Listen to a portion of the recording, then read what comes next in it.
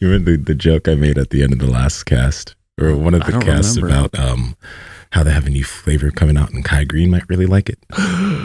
Yeah. Okay, let's record right now. Oh wait, we're recording. Should I leave that in there? Yes, leave it in there. Okay, well, Kai always makes jokes about this, man. He does? Like, he does. Okay. Kai makes jokes about it. That's good. Because everyone knows it, you know what I mean? But yeah, it's a great flavor. Kai Green, he likes fruit more than most people. What'd you say? Tends to. No. You know what I say about fruit? It's juicy? Fuck it. I like it. If y'all don't know what we're talking about, we're talking about Element's new flavor. Grapefruit. You know. It's really good. It's really freaking good. It's shockingly good. I don't like grapefruit, but whatever they have in this one, the flavor is actually insane. I was surprised. I was caught off guard, put it that way. Yeah. Yeah, fake flavors are pretty good sometimes, right? Grapefruit, it works. Yeah, it Watermelon's good. Yeah. I like that one a lot too. It is very surprising about like when we first started drinking those electrolytes, just like the mix of the salt and everything. Initially you try Element, you're like, this is kind of weird, but it grows on you. Yeah. It really grows on you. It's really good. It absolutely does. And then Chris Bell was saying like, hey, if you mix the watermelon and the grapefruit together, he's like, you kind of get that like that sour, like gummy flavor. And I was like, dude, that's taking it too far. Like, that's bigger, stronger, faster status. Yeah, just right relax. There. Like, calm down. But no, it's the new flavor is insane. Watermelon, I think, is still my number one. And you can, so my wife is super patient. She'll never like, hey, are you going to bring home like any more Element or whatever? We'll never do that. But she does ask about watermelon. It's like, hey, did you get any more watermelon salt? And I'm like, yeah, here you go. No, but so what I'm saying is it's freaking delicious. It's incredible. And I believe as of today it's today the 22nd of June, the free Element Recharge Pack is back at drinklmnt.com/power project. Don't know how long it's going to be there, but if you guys haven't dove into Element electrolytes, I mean, first off, we've been telling you about it long enough. You should have by now, but if you want to give it a test run, you can do so for free, again, at drinklmnt.com/power project, or you can buy a box, or you can buy the value bundle, which is paying for 3 boxes, and you get a 4th one absolutely free. Get the new grapefruit flavor, get the watermelon salt, and then try plain, because that one goes good on like food and stuff. Highly recommend it. I mean, we've been using it for years now, so yeah, at this point, you guys really should just get up on it. Again, drinklmnt.com/power project. Head over there right now-ish. Yay! Goes in line with our guest today. Our guest talks a lot about lower carbohydrate living, and also talks about intermittent fasting. And we talk about that quite a bit here on this show. And we always try to recommend that you guys make sure that you get in your electrolytes, because it's really important. We have all of us have kind of bonked and not felt good during workouts. I used to wake up in the middle of the night with cramps in like my calves and hamstrings, especially this time of year when it's getting hot outside. I have not had that happen in a long time, and I'm grateful for it, because that sucked. It makes me kind of annoyed that I haven't used electrolytes in like years. Like, I mean, I think every now and then I would have had like a noon tab or something, just randomly. When you're a kid, you drink Gatorade, but Gatorade just doesn't have that much in it. Nope. Like, you look at the stats on it, it just doesn't have that much. And when you drink Element, I think you're getting a full gram of sodium each time. So yeah, works out well. It was pretty funny. Like, once I started learning, from like Stan, from you guys, about like sodium intake and stuff, I would get like crazy cramps. And then I'd be like, I gotta have salt. And then like I remember we were actually at a restaurant, and I started cramping up. My legs used to cramp up way too much, but they started going, and I'm just like, babe, and I'm like just pouring like regular ass table salt in like my water, and like it taste, obviously at that point you don't care, but like it's hard to choke down. So it is, isn't it? Yeah. So having kind of tough, some flavor. Yeah, it is tough, hard. Yeah. You're silly today. I'm always silly, brother. But you sneezed and you had a bloody nose, and then now you're just being all man, funny. Who can relate? mean, we just found something similar that we used to have. I used to have bloody noses as a kid, nonstop. Wake up and have a bloody pillow. How about this one? This doesn't really happen to me much anymore because I think, I don't know. I don't actually know why it doesn't happen anymore, but maybe just life got too serious. I used to wake up laughing all the time. Oh God, that's scary. Yeah. I used to wake up laughing. That's great. And I mean, sometimes I was like dreaming and I would remember like a dream. I was like, oh, that was kind of funny. Was Andy with you at this time? Yeah. She'd be like, what is going on? Like I would just be giggling, just laughing my ass off. It's a great way to wake up. It makes you feel great. I guess. I wouldn't wake up, but I know for sure, I don't know what it is. My brother, he talks in his sleep. I talk in my sleep. Or I used to, but Stephanie would be like, yeah, you giggle all night long in your sleep. And I was like, that's funny. And then another thing, she was like, I don't know if you're dreaming that you're giving like a motivational speech or what's going on, but like you are very motivational when you sleep. Yeah. Like, I think it's because like watching all like YouTube videos on like lifting and stuff, like it would just be playing in my head and I would just, I don't know. Yelling out shit. Yeah. I've been told from the women that I'm like, and no, I'm not saying this in any like, I'm okay. I've been told that like I will like wake up and look at them and just speak like I'm awake. You. And by the way, I remember none of this, but this is multiple accounts. That's scary. Where I'd just like speak to them and they'd ask me questions and I'd answer the questions and in the morning they'd be like, do you remember? I'm like, no. And I find that problematic because I find that if you ask me something that I don't want to tell you, like when I'm awake, you could ask me that when I'm asleep. Yeah. I don't like that. I really So don't you say, like by the way, I'm not responsible for anything I say or do in the middle of the night. And they would be like, what? They're sleeping with one eye open the whole time. Or probably just leave, right? Oh God. Yeah. And Stephanie, she'll like, I'll be snoring and she'll kind of shake me and then we'll start talking and I'll be like, nope, I have no idea what you're talking about. Like, I don't remember anything. Like, nope, I slept the whole night. She's like, no, you were saying stuff. I'm like, hopefully I didn't say anything bad. That's why mouth tape is so useful because this always happens when I don't have mouth tape. You know? Right. So use mouth tape. Taped up last night, actually. You guys learn anything new from getting your body fat tested? Is there anything new that you're going to implement or employ, or was it kind of much of the same, or what happened?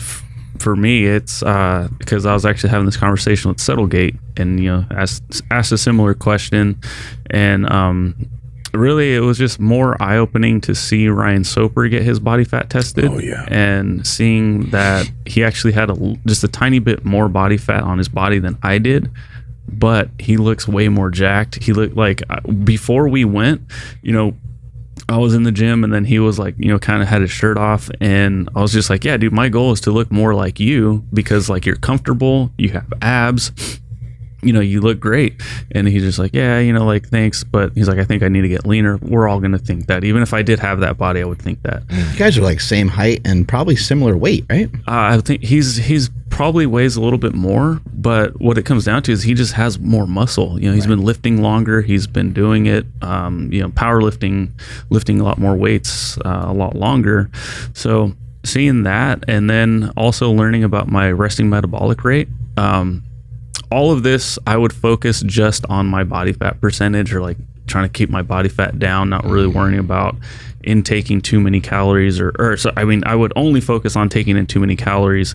So what I told Josh was, I'm not really going to change anything other than my mindset, because mentally I would eat more calories and I'd wake up the next day being like, oh my God, I look terrible. I let go of everything. Like, what the fuck was the point of eating, that many calories if I look like shit? When in actuality, I probably look identical. Yeah. But because I know that the scale moved up half a pound or, whatever, maybe even it didn't move, I would really think that I look like crap. So like, being okay with like having more calories and understanding that the ultimate goal is just to build more muscle, that's definitely a different approach that I'm having now. So as far as like the diet, it's going to stay the same. I'm just going to be okay with eating more, but like more than just okay, like actually accepting it and welcoming, being a little bit bigger. Yeah. No, I totally agree with that. I think it's just interesting. Your note, as far as like our resting metabolic rates being fairly, like my resting metabolic rate's only 300 calories more than yours, although I weigh a lot more. The reason why I think that is because, number one, I am eating less calories than I have in like 2016, maybe 2017. And I think my metabolic rate could be higher if I chose to eat more calories, right? If you chose to like challenge your body more, Yeah, not even challenge my body more physically, just chose to eat more, right? Because I eat an adequate amount of protein to maintain muscle, but I don't eat excessive amounts of food. Like I mentioned, with my activity level, I'll be eating between 2,500 and maybe 3,300 calories. And that kind of falls in line with that RMR. But if I chose to eat an average of 3,000 calories or more, my resting metabolic rate would go up in tandem. So I think it's just because this is the amount that I'm choosing to eat for activity, which is on average maybe 2,800, which is actually accurate to what that thing said. If my resting metabolic rate is 2,387 or whatever, then for my activity, it'd be around 2,700, 3,000, 3,300. And it's very interesting how that works. I just sent this over to Andrew. I thought this was interesting. This is from Ted Naiman. Someone tagged me. Yeah, this is cool. Yeah, I thought that was dope. Like just people are always trying to weigh less, and we understand the goal. And yes, if you're very, very heavy, you probably should be losing weight and trending down that way. But this little meme thingy says, don't just try to weigh less, weigh better. And it has a guy that's real dumpy and way overweight versus a guy that's real jacked with a good V taper. And then beneath that it says, eat less instead of just eating less. Don't eat less, eat better. And it has a picture of cheeseburger with French fries on one side, and the other side it looks like it's like some salmon and vegetables or chicken or something. Asparagus and lemon. Yeah. Yeah, I think that is cool. Like it's kind of what you mentioned, you know what I mean? Like first off, way better. So over time, wherever you guys are on your journey, you're going to be dropping body fat or getting towards a body composition. But when you get to a weight that maybe you're happy with, own that weight over years. Because like, for example, I've been the same weight for the past few years, but I look different than I did a few years ago, better at the same weight. And my activity level is also damn good, right? So it's like you can continue to make changes while maintaining the same weight. You don't have to skyrocket yourself up or down, depending on where you currently are, of course.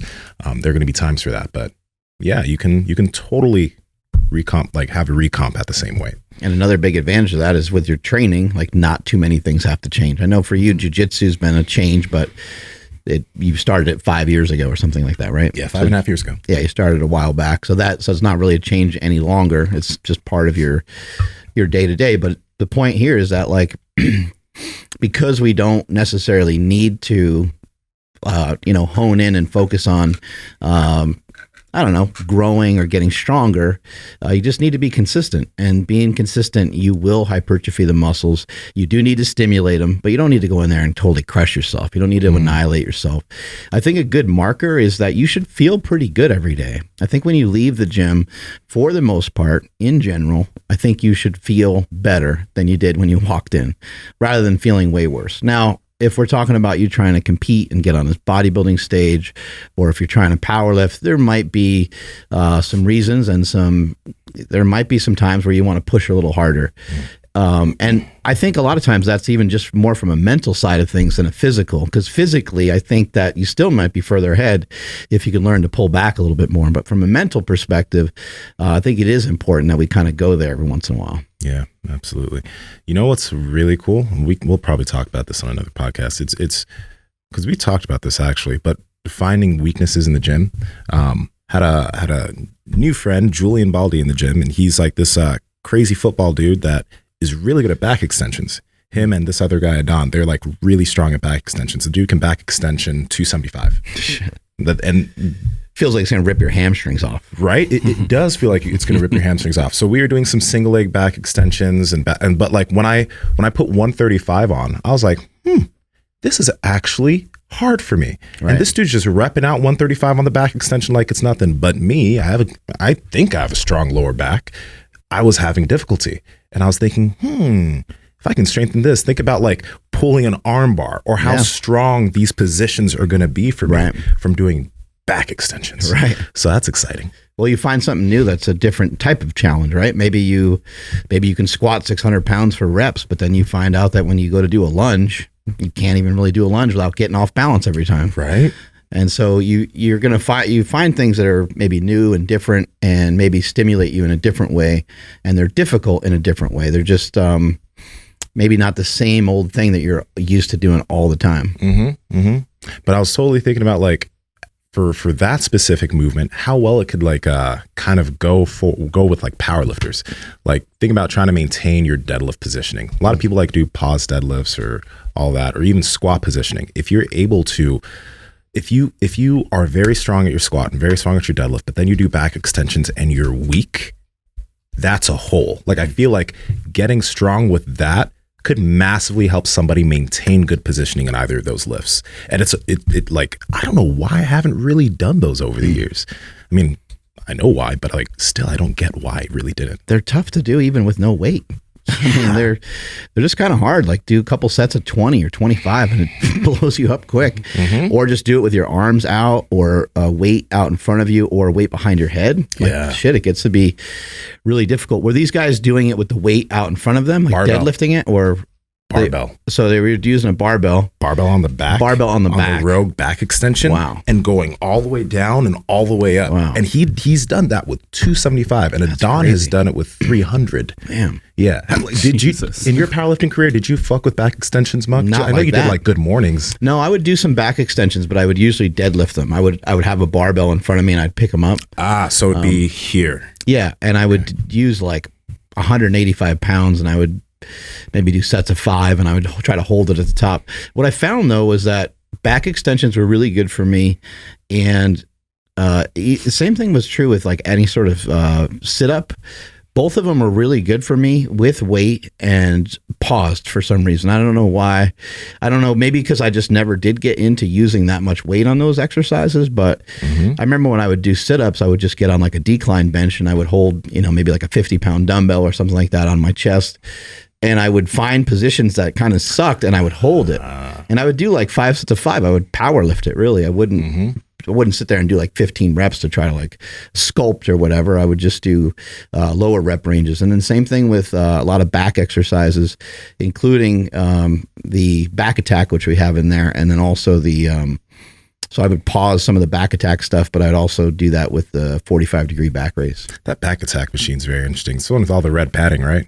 Mm-hmm. Dude, the first time I went up to that thing, I looked at it and then I was like messing with it, trying to act like I knew what I was doing. But I was like, I don't know what the fuck to do here. It's a great machine, but yeah, sometimes it is hard to like adjust it and stuff like that. But that blows my hamstrings up more than a glute ham raise. Yeah. Mm-hmm. I mean, I feel that a lot in my hammies, so that's a good exercise. But, I think also, we have some friends that move around quite a bit and they're trying to lose weight, but the movement is like part of their daily life already. And I think if you think about exercise in a similar way, you're training, if you're just always doing the same training all the time, if you're just always going in and curling 30-pound dumbbells, I'm not saying that your body like adapts to it and it doesn't do anything for you, but what if you were to find some more challenging exercises? Maybe every time you go to the gym, you'll burn more calories. And then maybe that would be a boost that you need, because maybe that would be something that would help you build muscle in an area where you don't have muscle. And maybe because of that, and because you're burning more calories, maybe you would burn more body fat. Maybe it would just be that little jolt that your training needs. I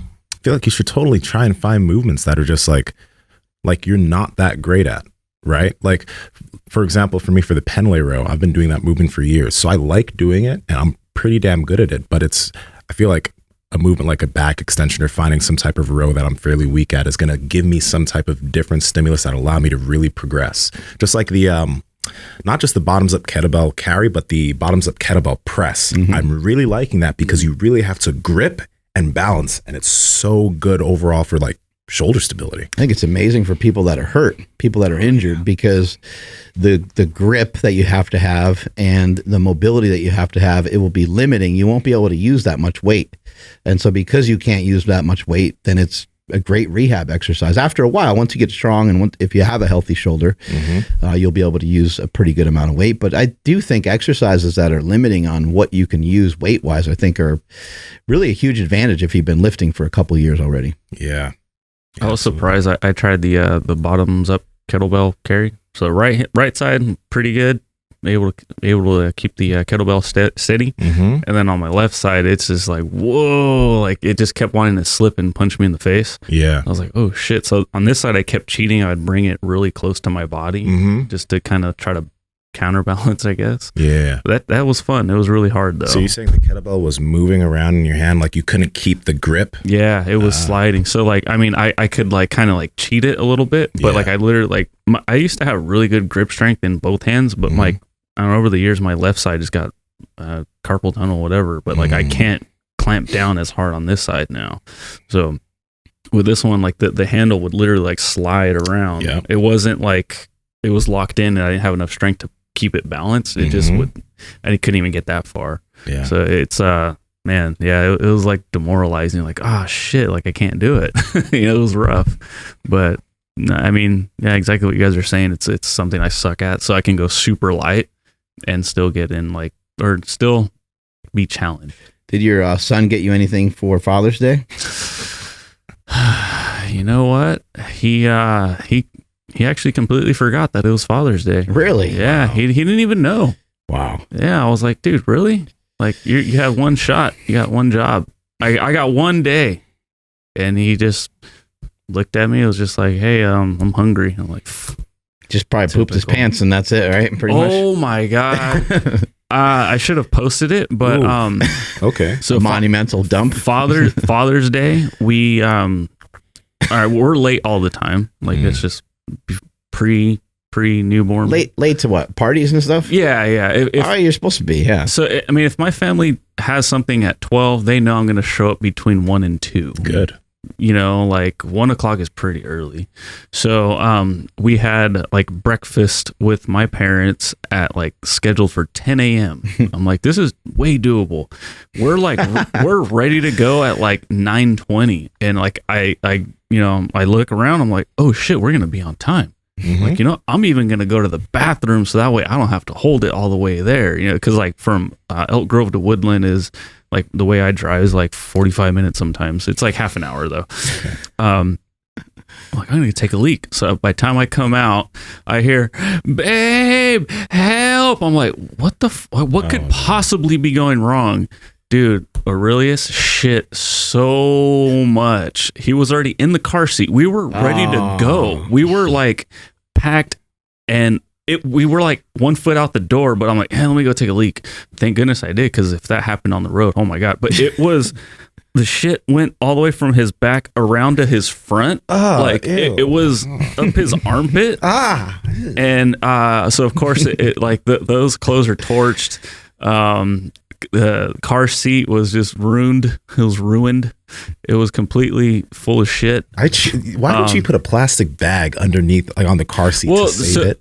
The cool thing is the car seat, like they expect this to happen, so it actually wiped right off. It was nice. I was shocked. I'm like, damn, I thought like our day was over. But it was funny because like I just took a picture of like all the shit everywhere, like falling out of the diaper and just everything. And I'm like, sorry guys, we're gonna be late. Like we were on pace to be on time for the first time all year, and just shat all over the place. He's just threw a monkey wrench in the plan. Huh? Yeah, it was definitely a 2-person job, but because Stephanie's a savage, of course she handled like everything. But yeah, no, we had to throw him in the bath. We had to we just started the whole day all over again, and that was Father's Day. You still doing that in the sauna? Or have you been okay lately? I'm still trying to find a sauna. Oh yeah, you haven't had access, right? I haven't had access to a sauna yet, so I'm still looking for one. But yeah, I took a shit in a sauna once on accident. What about just in jiu-jitsu in general? Like, because I know you guys like you'll put knees and elbows on each other's stomachs and stuff. Does it? I mean, you're like farting and stuff here and there? Bro, no, there are times when... I mean, a little pop must come out here and there, right? Absolutely. That happens almost in every class. Not to me, but like in every class, you'll hear at least one person go, and everyone will start laughing because like if you lay pressure on somebody... No, I mean, it only makes sense, yeah. I'm just thinking like if I get like anxious or nervous, like I start getting bubble guts and stuff, and I'm just like, fuck. So like... I'm already nervous, like just the thought of going to a jiu-jitsu class, you know, and then to think like actually being on the mat, like I'd be so nervous. I know for sure I would rip ass in front of everybody. Bruh, I was rolling with this one guy. I was rolling with this one dude. He's this white belt who's just this big white belt. And when he rolls, like he gets red and he's just like, right? So I was rolling with him and we were whatever. And then he was rolling like really aggressively. So I put him in this position. He hits the ground. When he hits the ground, he just goes, huh! And then when he went like, huh, he also farted. So it was like, huh, and then everyone looked at him. And then he was like, it was so good because he's so large. That's great. So I heard Cassio will hear a fart and then like blame like a chick or something. Yeah, Like, he'll do that. He's like, oh, boss, it's so funny. Does it every time. Every time this man's got jokes. that would be so silly. Oh, That's what I think about. Where's our guest at? He's not here. Yeah, so he's on a time crunch, and I got confirmation last Where'd he time I go? checked. I don't know. We got the right day. Yep. Oh shit, wrong button. But yeah, no, he should be here. right day, wrong button. Yeah. But yeah, I'm still in search of a sauna. I really need. I'm gonna find a sauna today. I'm getting tired of this. This life isn't good without one. Sick and tired of being sick and tired. Yeah, you using your sauna like every day, huh? I love it. That's what happened. Okay, so yeah, I've got the timing off by a little bit. So he'll be here in about 15 to 20 minutes. Oh, Hey now. Yeah, so not very. Yeah. No. So I got confirmation from an email that this just in, but they had to move it over half an hour or so. Yeah, because we were scheduled. Yeah, they moved it by half an hour. That's what happened. I'm cool with that. Yeah. Let's talk sauna real quick, Mark. So you had your luxury sauna installed in your home. How long have you been using that, and what have you been noticing about it personally? Well, first of all, I love it. It feels really good. It gets up to about 194 degrees. It gets really, really hot in there.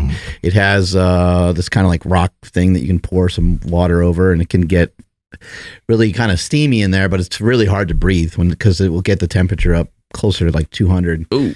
And I don't know, just kind of like burning your nose hairs. I'm just sit there. I try to be calm, but it's like you start to kind of panic a little bit. Yeah. I'll go in there for almost an hour, but it's not a full hour at that 194 degrees. It's like maybe it's like 20, 30 minutes that it gets that hot. Usually after that, I take a shower, and then I feel like when you're a little kid and you go and take a shower and you get in your PJs and you get ready for bed, I feel so good. I feel amazing. So it helps me calm down a lot. Yeah. When I don't do that, a lot of times I'm just like going from doing something else, and like I go to like lay down, and then I'm like, oh, fuck, like I'm not, because I don't sleep great. I know that I don't sleep great. And so if I just go into sleeping without any sort of like prep, then it's just not as good for me. So having the sauna seems to help a lot. I haven't really noticed much else from it other than just like, I sometimes I'll play some music in there, but I do go in there without my phone. And so it's just nice to just be like relaxed and be detached from stuff for a bit. Yeah. I've actually been stretching in there too a little bit. Which is kind of working pretty good for me. So I just need to probably get a little more aggressive with actually like trying to stretch a little further, stretch a little more. But I've been consistent with it. It's been feeling pretty good. Yeah, we got one of those like tents, like the sauna tents. You told me about that. Yeah. Yeah. It's just a little cumbersome because like the tent falls apart, like it like literally like will collapse on itself. Did you forget deodorant? Do you have deodorant? Yeah. Yeah. I'm grasping that from you, bro. Don't you hate that? Fuck. I go through these weird these weird like periods of time where it's like wake up, brush teeth, shower, deodorant, get to work. Sometimes I'll just be like, how did I forget to put on deodorant? Right. Be like, okay, no big deal. I got some here. And then the next day I'll do the same thing. And I'll do that for like a week straight. It just gets deleted from my, I don't know. Routine. I need to absolutely keep deodorant here. Yeah. But let's get that soon. Let's get that soon for you. I got a more controversial thing to bring up. Which will take us time to talk about, I guess. I don't know. Have you guys heard about the transgender person that made the Olympic team? I think it's a weightlifter. No, I have not. Yeah. We might have to look it up because I don't know like all the details, but I believe and just so everyone knows, like I don't know what I'm talking about, so don't cancel me. I don't know. I just know like from what I heard, I think it's an athlete from Greece, and I think the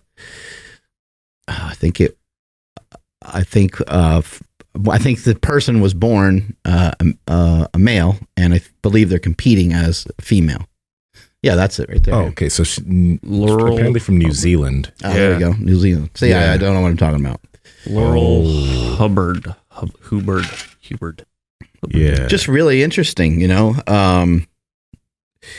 I know some people get all crazy about this stuff, and they, get up in arms about whether transgender people should be able to compete that way, or if there should be another category. There doesn't seem to be a lot of good resolutions to this.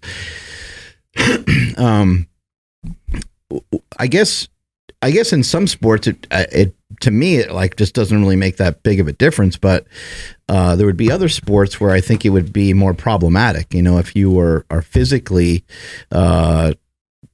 you're like a contact sport or something like UFC, or I just think it could get to be dangerous. But I think in this particular situation, they talked about her testosterone levels and how they're not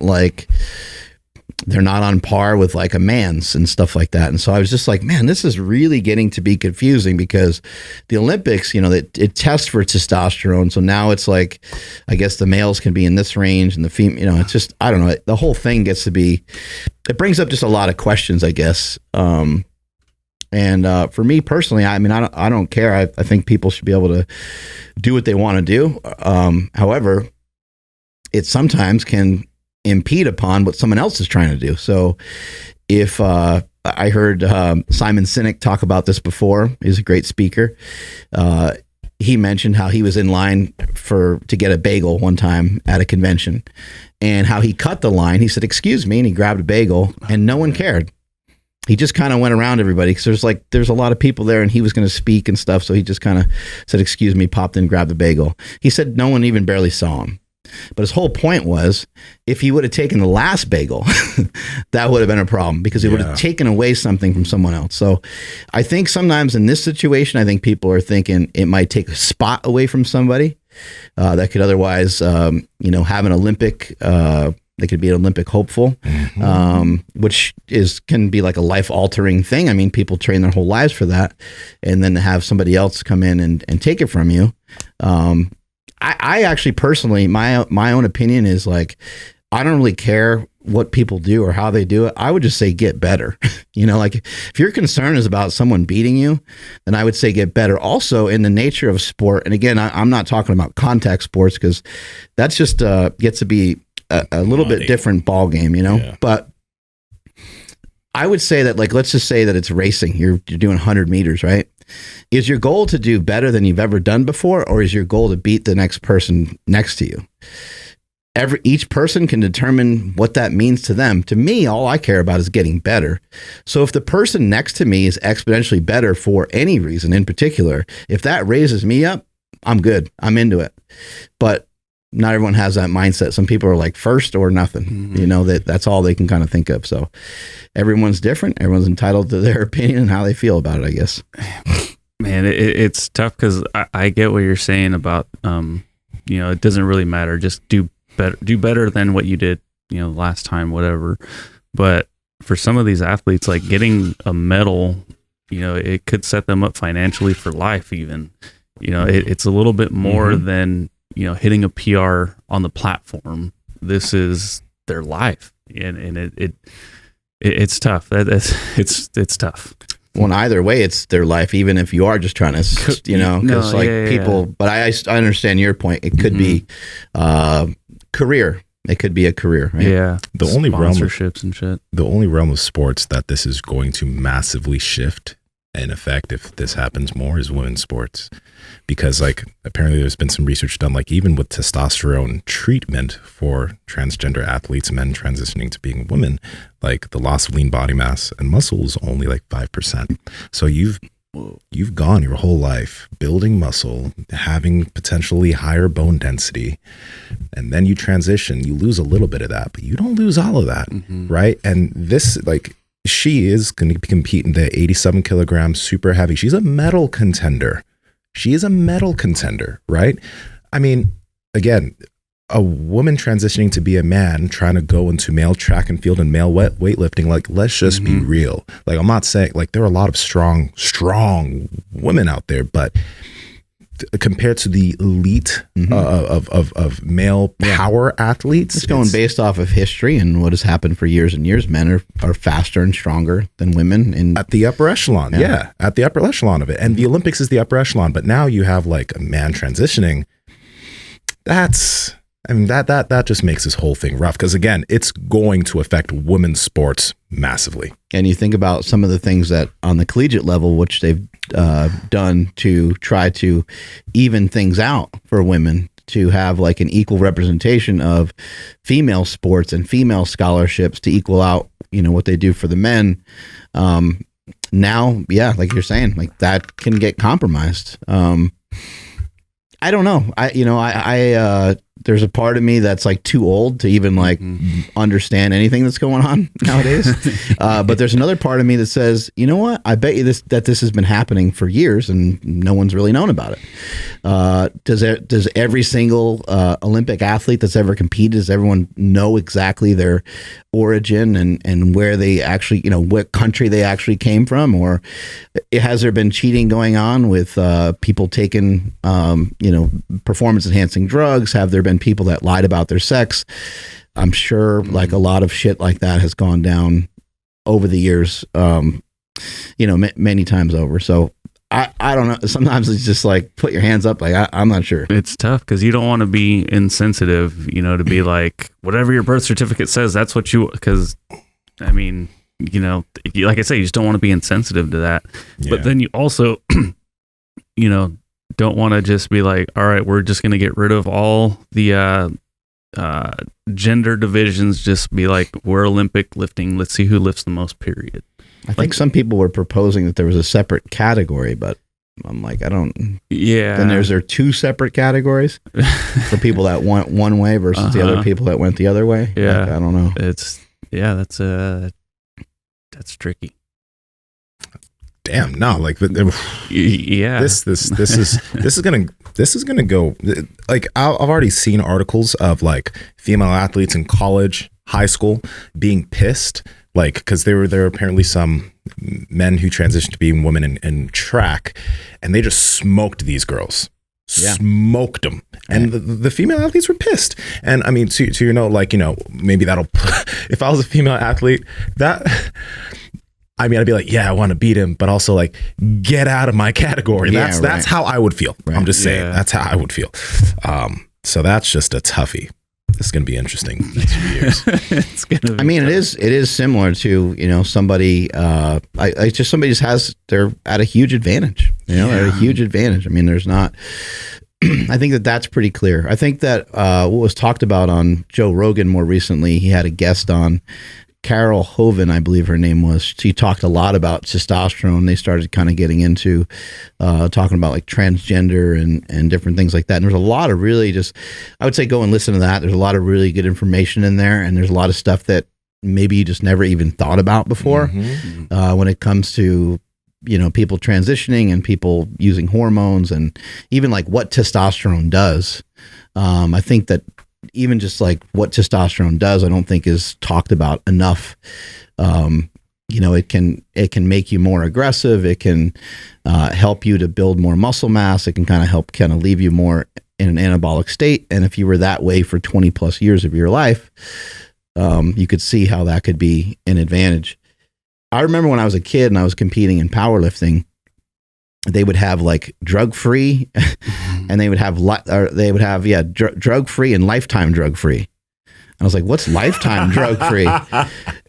And they're like, well, if you been off of stuff for like 2-3 years or more or whatever, had a certain amount of years associated to it. That's great. And I wonder like what the rules are in like the USAPL and IPF. I would imagine that if you were natural for 5, 6, 7 years, I mean, I don't, they probably, I mean, they're probably just going on the honor system, but I would imagine that like even if you were off stuff for a few months, none of it would register on any sort of test that they could do. So, but yeah, I do wonder how many years, if there is an amount of years, because that seems kind of interesting. Like if they don't ever allow you to compete in that, because like you're banned forever because you took steroids when you were 16, is interesting, right?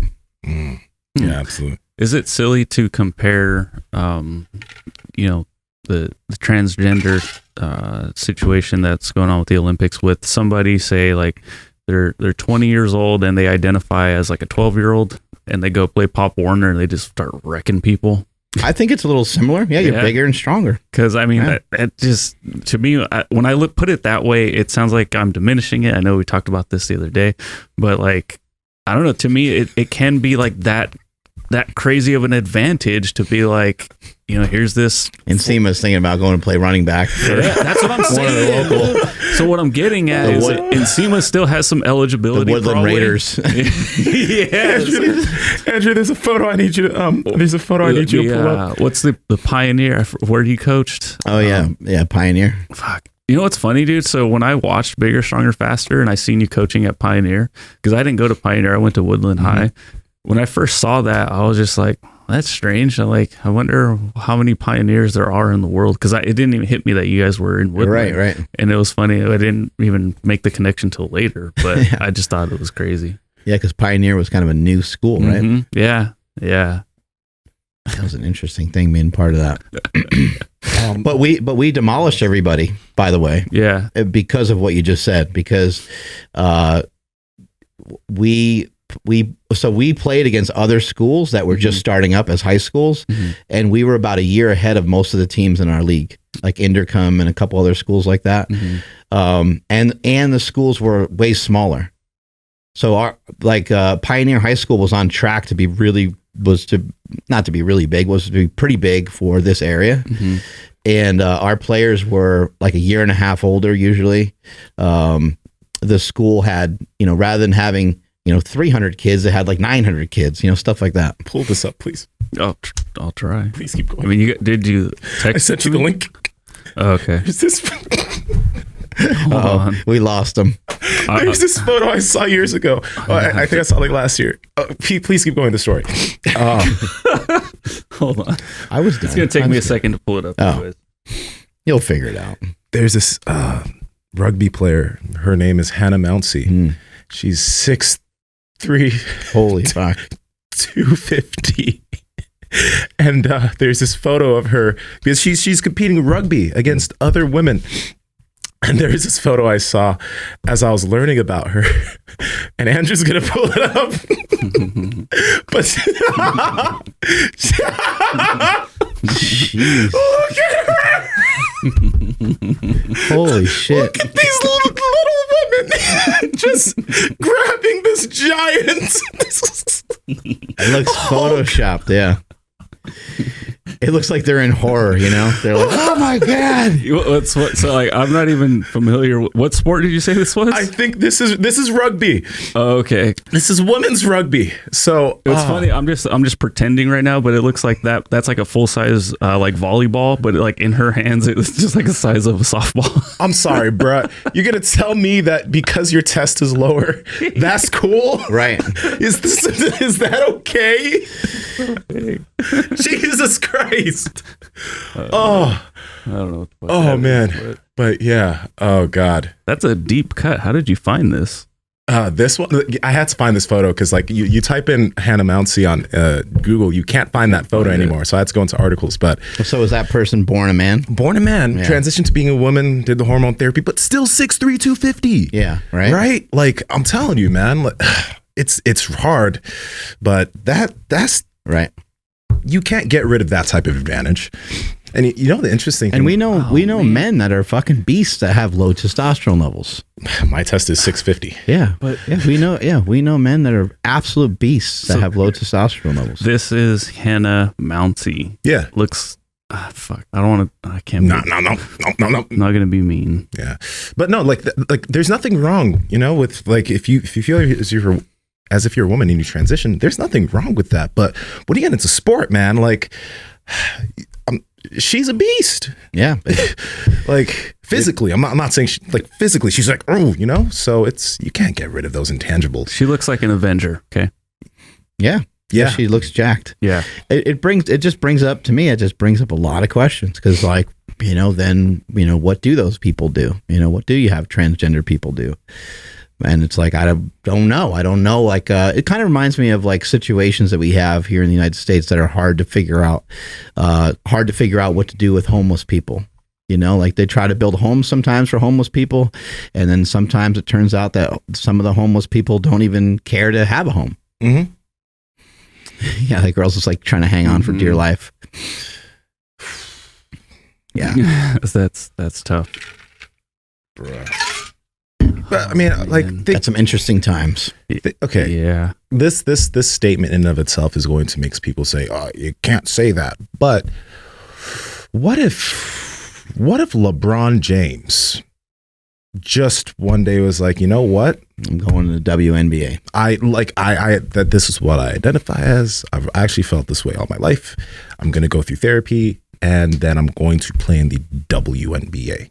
Yeah, because of the times that we're in, would they just allow it? They have to. If we're going by these rules, you can't tell him no. Right. I mean, if anybody opposes it, you're gonna get canceled. Right. Right. Like, unfortunately. And then I don't even know, I don't have any understanding of the rules, so I don't even think that you have to have a surgery.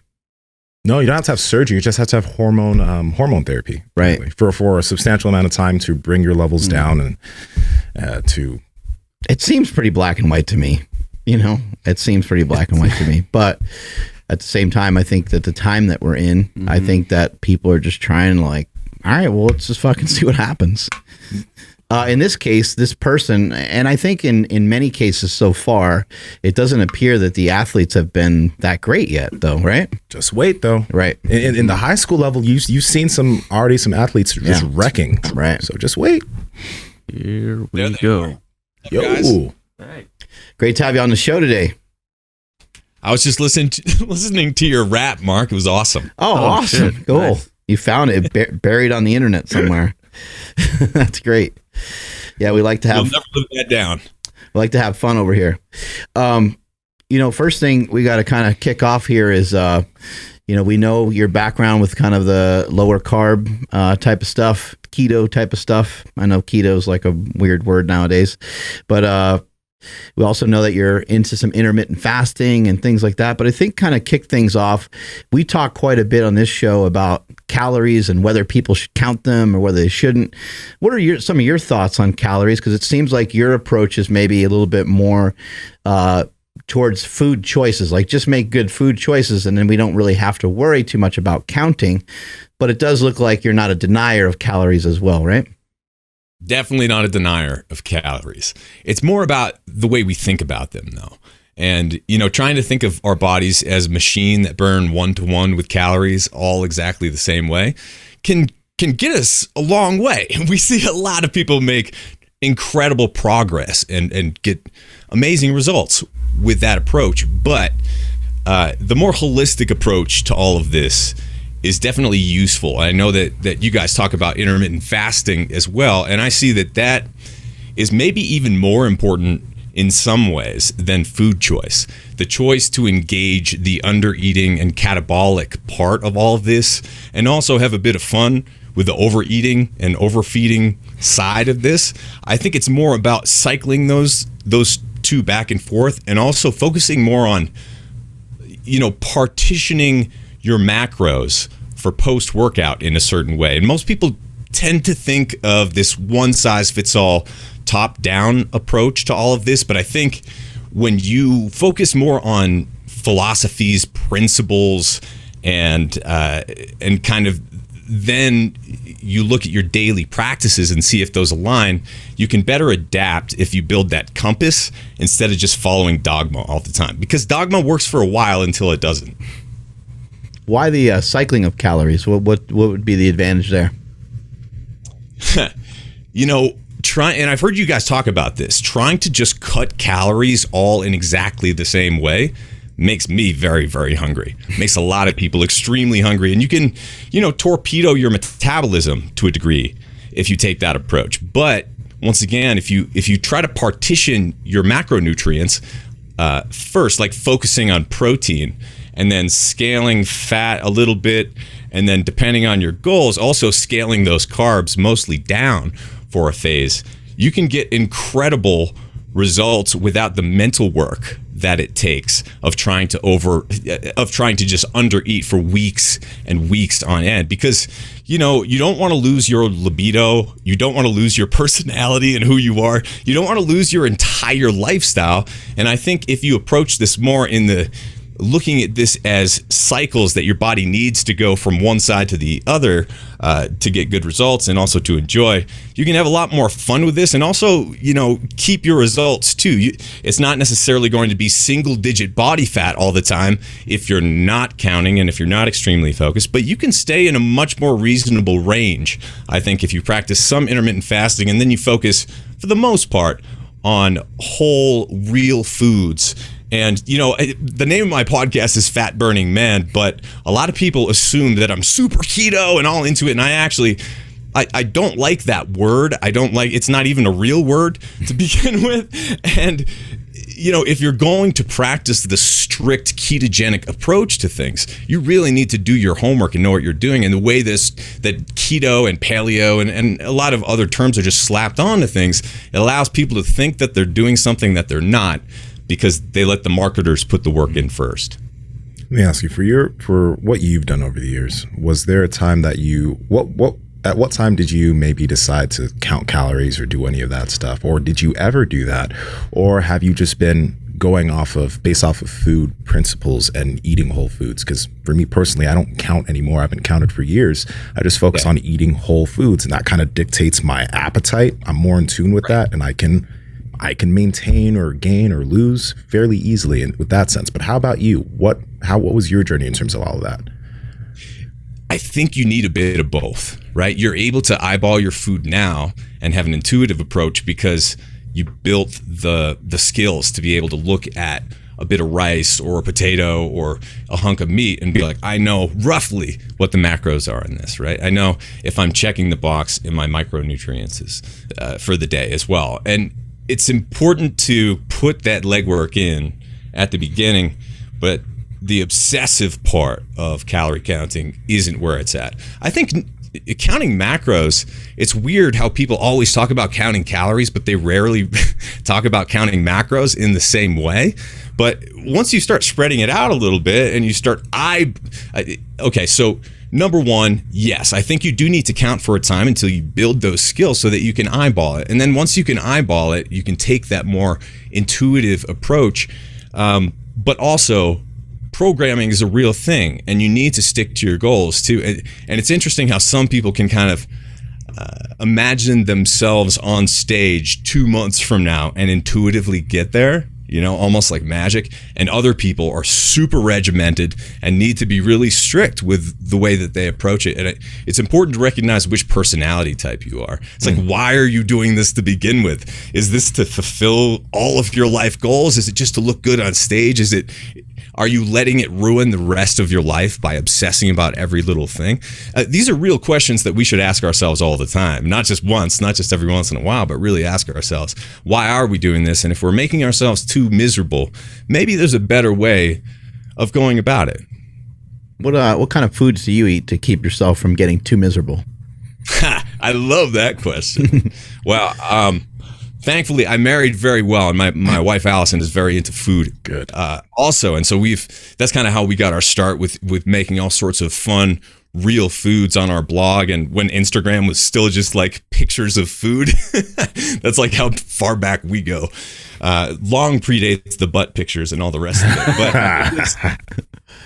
But it was a deal at the beginning that Allison, my wife, gave me. She's just like, I know that you love running marathons and you're like obsessed with eating well and doing all this stuff, but I still need my cookies. So if we're going to do this together, then we got to find a way to eat cookies. And I was like, oh yeah, easy sell here. And from then on, we kind of went into my old family cookbooks. We'd published a few at family reunions over the years from decades before, and I'm just like, I bet we could remake this chicken parm with real food without all the nonsense and vegetable oils and extra nonsense sugars or whatever was in the pies and the cakes and the cookies and the muffins and the brownies. So we've made all permutations of these over the years.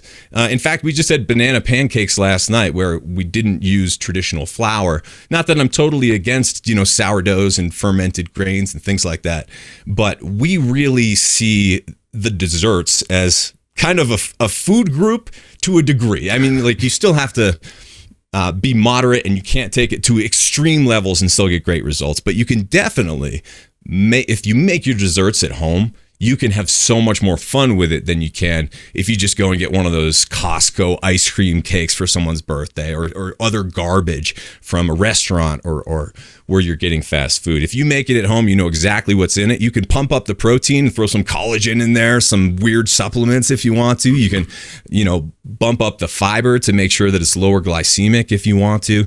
And also you can sneak sometimes some veggies in there, which we do, like making muffins. Red velvet muffins with beets was a trick I learned from my mom. And you can have a lot of fun with weird foods like that. And I don't think you have to deny yourself of all desserts forever. Spiking your blood sugar is great post-workout, so might as well have some fun with that. Does you and your wife have some sort of rule about this hair? Like, is your hair not allowed to look better than hers? Absolutely not, but she's the one who's in charge of it. And so whenever I get hate for it, I tell them she's in charge and she likes it, so take it up with her. You look like and this is no diss because it's just funny. I grew up in Catholic school and they'd have a picture of Jesus on the wall. Thank you, Jesus. Jesus. And my name's Abel as well. I know, right? Yes. Total head trip. Oh man. So with some of the foods that you guys are making, and I'm a fan, I do that as well. Like I love bringing a meal that I make to a family function that tastes good and it's not bad for my family. But when I tell people the stuff that I do, they're just like, I can't go to Costco, get a box and then throw it in the microwave. That doesn't seem convenient. So how do you keep this style of a diet or this lifestyle of making your own stuff convenient, and how can we teach people it's actually not that bad? Definitely. You have to prep first. It's all about making your food decisions when you're shopping, not when you're reaching for the Ben and Jerry's in the moment. It's all about, even we lived on the road for a while out of a fifth wheel RV in literally a couple dozen states, and in every single place we were able to source for the most part fresh local veg with meat that we could order in bulk, either from a local ranch or from somewhere online, and it could be delivered. And so when you're looking at how hard this can be to actually do in your own life, you really need to take a couple weeks, maybe a month, and give it a good go and see how much work it actually is, because it's a lot of work to get fast food too. It's a lot of work to get junk out of a box, cook that up, clean up after that. It's almost the same amount of work when you're dealing with these convenience foods. Yes, throwing it into the microwave will probably be easier, but you'll eat 2 to 3 times more of it because it has no flavor anymore. And boring, bland foods or hyped up foods, we just overeat them like crazy. So if you really care about your health and your family's health, then sneaking some real food into your food is the whole point, right? There's nothing more important than nourishing our bodies and making sure that we and our families are healthy. So when it comes to how much work it is, it's more about priorities. And if you go shopping, and whether it's now, you can order almost anything online. This was much harder 5 or 10 years ago, but you can get things that align with your dietary approach probably even out of a box at this point. Like I can get, and I've had sent to me, and I'm sure you guys have as well, keto pizzas, paleo pizzas, cauliflower pizzas, like all sorts of good and bad stuff. And you might as well have some fun with it, but you don't have to make it like, is your time in the kitchen a chore, or is it time that you enjoy with people you love? If you can reframe this in a different way, even if you just yourself start building some skill in the kitchen, whipping up different things, learning how to make a chicken parmesan or your favorite cookies without terrible macros, you can build skills and then learn that once you reach that next plateau of mastery over whatever that craft is, you have a lot more fun and can experiment and create.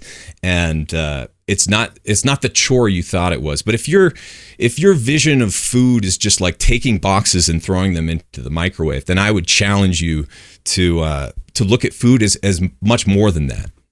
And if you're not eating, 6-7 times a day or however many times a day people are eating, it's going to cut back on the amount of time you have to prep. If you're only eating a couple times a day, 1 to 2, 3 times a day, each time you cook might not take that long. And cooking up some like eggs or something like that, I hear a lot of times people are like, I don't have time for breakfast, or and then they're hungrier later, and then they make bad choices and so on. And I'm like, man, it takes a really short period of time to cook up some eggs. There's really not a lot of excuses.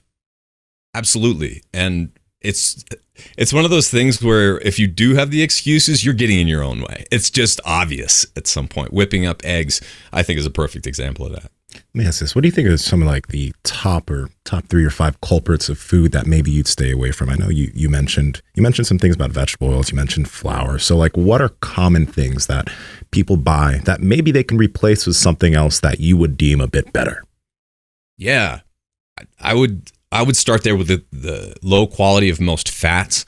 Vegetable oils in general, seed oils, industrial oils are the majority of the oils in processed foods, restaurant foods. So as much as you may think that you're not eating vegetable oil per se, you're probably getting the majority of your fat calories from it without realizing it in one way or another. So pay attention to that and try not to eat vegetable oils if you can avoid it. Replace them with the more traditional fats, like coconut, avocado, fats from pasture-raised and healthy animals, that sort of thing. And then the white powders, the fine white powders, whether it be sugar or flour, if something has been processed to that degree that once was food, it's going to very likely spike your blood sugar or just wreak some sort of metabolic havoc if you have too much of it. And that's something that you can swap for the most part if you're talking about the flour. You can swap it for ancient grains, for some nut-based grains and flours that you can use in kind of like the paleo baked goods and that sort of thing. And in general, if you look a few generations back, if you look at the hippy-dippy, farmers market breads and the health food store breads that have all the weird nuts and grains in there, and it's like, what is a groat anyway? But this weird old stuff. If you dig around a little bit, you can find some fun there too. And no, it's not going to taste the same as like a donut from Dunkin' Donuts with all of that sugary glaze and the ridiculous white powder flours, but you'll find that once you adapt to it, there's much more subtlety in flavor. And so if you get rid of the hyper-palatable foods, then all of a sudden you have a lot more sensitivity in your palate to appreciate the weird bitter flavors that are in certain vegetables and the subtle sweetness that's in strawberries that you had never even noticed before. And so that's really important for building your palate. So those are the first couple. And then when it comes to protein, I would say number 3, protein is just so important, and it's underrated by most people. And trying to source your protein as a vegetarian or as a vegan is something I tried to do years ago without success. And focusing on protein quality, not giving up meats, was something that really benefited me. And I think if people are looking for results in the gym and you're not focusing on some sort of protein quality, not that it all has to come from animals, it's worth your time and attention to not just think, oh, I'm taking soy, that's the same as collagen or the same as whey. Like really look into it and look at the source of the protein there. And then For some of the other culprits, I would just throw 4 and 5 at pretty much all of the traditional junk foods that we know are bad for us, but eat anyway. And it's more about the daily practices of not doing that, or not trying to fill up and eating 6 or 8 slices of pizza. Like, you can have 1 or 2 and it's not going to be a big deal, even if it's the worst quality stuff. But if you're trying to fill up with carbs, try not to do that and see how much better you do. What are some things that you learned about intermittent fasting over the years? I know that you've been practicing it on and off for quite some time. Intermittent fasting has been one of the best tools in my personal life, and also with a lot of the people I've worked with. Mostly because it takes the hunger away for the most part. For me, I was just hungry all the time until I stopped eating all day. And then I realized that I wasn't hungry until I started eating, in this weird reversal in my mind. And that just gave me so much more mojo in other areas. Like today and tomorrow, I think I'm recording like 10 or 12 interviews over 2 days because I batch them. And I literally don't have time to eat on those days. But at this point, like being kind of well practiced in that and conditioned for it, it's something where you really appreciate the focus that you get of not having all your blood and energy draining down to your stomach to deal with whatever the heck you just threw in there. It's really an energy management thing, not that there are rainbows and butterflies in a bucket of gold waiting for you once you fast for 40 days. That's also not how it works. But once again, like I was saying, engaging in those 2 different modes of undereating or just going into that catabolic state, focusing on the repair mode, the autophagy, and allowing your body to just take a break from eating. For me, a lot of people who listen to you are totally swole and really in it for, and I know your personal background is just crazy in terms of moving weight, but for me, more as a runner as a background, I like staying strong but light. And so combining those 2 different worlds, it's important not to get too top heavy. And I'm someone who can put on fat and I can put on muscle and maybe even a little bit more than I want for my running size, because then all of a sudden it's bad for the joints down in my knees and lower parts of the body, because we're up here at 8,000 feet in Colorado, and I like to do mostly hill training. And so I'm going up into the mountains and up and down. And so carrying too much weight and too much muscle is bad. And I've learned that. So trying to control for that is a lot easier when you're not eating, once again, all the time, because when you're in that catabolic state, sometimes I really need to transition and be like, I need to remind myself to be hungry to do that refeed afterwards. Like your body almost gets too used to it. And so going back and forth, there's that lifestyle benefit where instead of cooking, and cleaning up after and sourcing 3 to 6 to 8 meals a day, including 1 to wake up in the middle of the night and have, whatever to make sure you meet your macros, instead of doing all that, no, we sit down and eat 1 meal a day. I might eat 1.5, start with some broth or some, maybe some greens or something like that that's low glycemic as my first meal of the day, usually around 3 or 4 p.m. But really, it's just 1 sit-down meal. And when you only have 1, it's like being out in the woods and going camping for weeks on end with no shower and then hopping into a steamy shower for the first time. It's amazing. You really appreciate your food more and your dinner more when you haven't been stuffing your face all day. Being a runner, a lot of runners are extremely dependent on those whatever goo pack things and sugars. Exactly. So I'm curious for you, when it comes to your diet as an athlete in that sport, what do you tend to go towards? Because hearing what you talk about from protocol, it doesn't seem that you're super high carbohydrate. So maybe what have you noticed because there must have been a phase where you were very high carbohydrate in doing that. And then do you do that still now, or how's that transition? I've definitely experienced both sides of that, the undereating and overeating, and then the undereating and overeating of carbs specifically. And when I first started doing marathon running, I was definitely much more carb and food dependent. I was eating a lot of calories, the most I've ever eaten in my life. And I remember I sat down and I got a bunch of leftover pies. I played an open mic with a bunch of friends, and there were too many pies. And it's I came back from my run and I ate a whole pie. And then I ate some more. And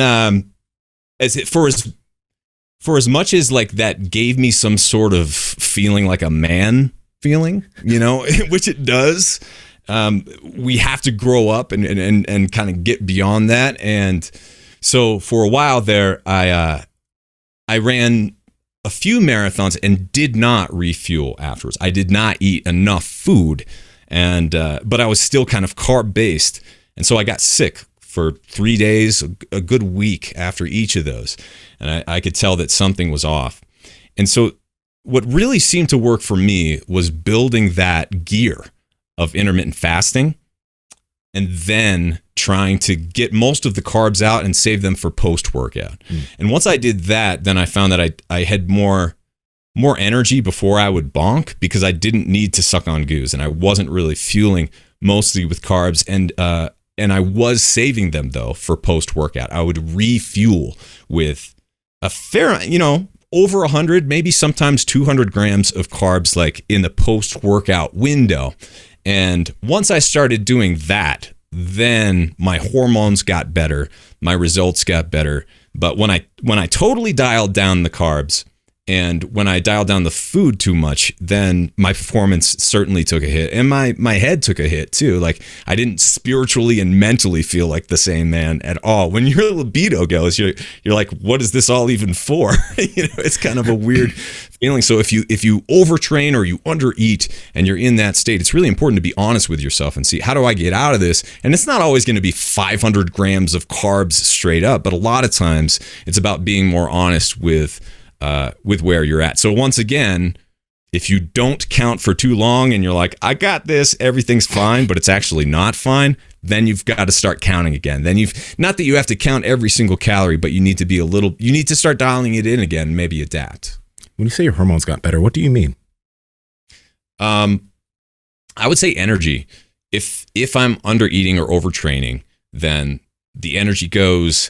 I'll sleep more but not feel well rested. Mm-hmm. That's a big sign to me. When you're technically you're putting on paper, you should be really at the top of your game, but you're feeling strung out and you're just something's off. Then that's usually you need a solid refeed, or you need to do something a little bit differently there. Yeah. And for some reason we all want to deny this because we want to think that we got it, right? No. I know exactly because exactly how you structure that. I think it's kind of similar with me, and we talk about this all the time. Like there will be some days where I'll wake up in the morning, I'm just like, I need a few extra carbs today, because I do a lot of jujitsu, which it's cardio based, right? So when I wake up, if I feel kind of like there's a lag here, I'll have some extra carbs that day and then the next day or 2 days I'll wake up feeling really good. I'm like, okay, I can taper it down. So you can structure how that feels over time. And you're going to get your butt whooped if you don't. Oh, fuck yeah. What about electrolytes? Have you messed around with salting your food or any type of electrolyte supplement to make sure that you're not kind of crashing when you're not eating for 20 hours or so? Absolutely. Yeah. And when I first started this, I would get a lot of muscle cramps, muscle twitching. And I think another reason that it kind of I dialed it in for me is because I just have been supplementing with electrolytes and magnesium and other sorts of cocktails in a bunch of different forms for many years now. And interestingly, before all of this and before I really cleaned up my diet, I would get kidney stones. And even if I do take a fair amount of electrolytes these days, I still don't have a problem, despite there being a ton of sodium in there, or me taking separately vitamin C and all the other things that are supposed to maybe contribute to that. Really haven't in my case. So for me, I err on the side of getting too many electrolytes, especially once again, living up here. It's a high desert, and so it can be like 8% humidity when I go out for a run for a couple hours, up to like 10,000 feet or whatever. And so if you run out of salt, if you're not topped up on magnesium, salt, and some of those other electrolytes, man, you're going to be in trouble eventually. But mostly you're not going to feel that great. And so I know that we have mutual friends at Element. I think they do a great job, but there are other forms that I really like too, like deep sea electrolytes. I think Trace Minerals has a really good one that improves the taste of water. And so I usually use electrolytes to improve the taste of the water that we throw through a Berkey, and it doesn't really taste like anything. And then throwing a little bit of the deep sea electrolytes, or sometimes Element will also we'll sprinkle that. Like yesterday, we just had that over a bunch of watermelon. Sometimes we'll put it over like some green apples, and it's amazing. It tastes great. The chocolate salt over that, man. Chocolate salt over what? Chocolate salt on watermelon. You know the Element chocolate salt flavor? Like you just put that a little bit over some fruit that's sliced up, and man, that stuff is good. Didn't consider that one. Yellow mustard, not so much. That doesn't work. I tried it. It doesn't work. Oh, the mustard on watermelon? Mustard? Yeah, I guess there's a thing on TikTok, watermelon, and you put some yellow mustard on there, but I tried it. It didn't work. Not very good. Okay. It's not like horrible, but I thought it would work better, but yeah, some people are raving that it's amazing. It didn't work. Not for me anyway. Yeah. No, I know Andrew over here. He's what did you do, Andrew? You did the habanero. The spicy flavor over an orange, and that was like, I mean, come on, like spicy, salty on orange. Give me a break. That shit's really good. Yeah. I'm curious about this, man, because what was the show that you were on ABC? It's a diet versus show. What's that called? It was ABC's response to The Biggest Loser, and they called it "My Diet is Better Than Yours." My diet is better than yours. So you've had, and you probably have, continuous experience with working with individuals that are very large and they're trying to drop, right? So with an individual that like they have a lot of body fat and they're trying to get down, say fitness isn't their thing, nutrition isn't their thing, what are the initial things that you focus on? Because I'm assuming it's not having them track their calories. Like what are the first steps that you have somebody take to start making that progress? Eat your meat and fill yourself up works really well for the men who I've worked with. Not as well for the women, but the men seem to get that and they're like, oh, this works, let's do it. And as soon as they start getting results, then it's smooth sailing for the most part. But you know, on that TV show specifically, I was working with a man named Kurt, and we're still friends to this day, out of Atlanta, Georgia. And he was, off the top of my head, 352 pounds when we started, 52% body fat, and had 4 pages of medical problems, most of them preventing him from doing any sort of intense or heavy workout. He was already a grandpa at that time, approaching 50. And so I was like, what do I do? Because big, heavy lifts would really help here, especially for a guy of his size and pretty strong too. But without that option, a lot of walking, a lot of just really easy cardio with some, simple, just strength-based workout without too much weight. He liked to work on cars and lift. So, I'm just like, here's, an honest squat. When you get down there, come back up and try to do it as honest as you can. And a couple of deadlifts too. And good form, right? You're not going to hurt your back. Yeah. And so some amount of exercise, but really almost all of the results came from what he was not eating that he was eating before. And I'm sure some of your listeners are familiar with the approach of a protein-sparing modified fast, essentially, where you're getting the protein first, but you're dialing down the calories. And over the course of a few weeks, once your body kind of builds that metabolic machinery to burn fat, then you find that you can tend to get the fat off the body and do a pretty solid recomp in a caloric deficit over the course of those weeks, as long as you keep that protein high and you don't dial that down too much. And so for Kurt, man, that just worked great. And we were still enjoying, we would make him pumpkin pie and brownies. We had a whole dessert party, but we were making it all ourselves, like we were making it with real food. And so he was eating like a pretty good spectrum of foods, under eating for his caloric needs, for sure, in a caloric deficit. But over the course of 14 weeks, he lost 87 pounds. And even better than that, he went rock climbing for the first time in his life. He was above he was above the weight threshold to do that before. And so like as soon as he dropped below that, he's just like, I want to go do this. And that is the thing that really gets me more than all of the data and the metabolic health and that stuff is, the fact that he looked like 15 years younger and could go vertical again, even though and play with his grandkids, even though he thought that he would kind of just be sitting there dying slowly for the rest of his life. Like being able to get that back is something that a lot of people have just kind of let go or given up. And when you see someone who's given up come back, there's just nothing like it makes me want to tear up because I just care about that guy so much. And what some of these people have achieved is getting their life back when you really look at it. What would you have done if that strategy didn't work? Like, let's just say that he really struggled with it. Let's say that he couldn't walk, his feet hurt, and so on. If it wasn't something that was working out well for him, what strategy would you then maybe shift to? You know, it's interesting. After the TV show, there were a bunch of like write-ups in the media and stuff, and there's just like, man named Tommy Whitaker loses 100 pounds with no exercise. And I'm like, what? Someone sends this to me and I read closer and it's like, he watched the TV show, followed my thing and lost 100 pounds with no exercise. And he's just like, yeah. In the article, I don't like exercise. I'm never going to do it. But I figured might as well try the nutrition thing. And I lost 100 pounds in a year. Just like, I later on had him on my show and talked to him about that. But once again, there are multiple ways of going about this. And I would have preferred, honestly, if he hadn't had, Kurt was in a head-on collision and had spine damage that he would have for the rest of his life. But I would have loved to get some heavy squats, some heavy deadlifts, some sprints, and maybe, just a handful of other things in there for like a really gnarly, awesome recomp of his body.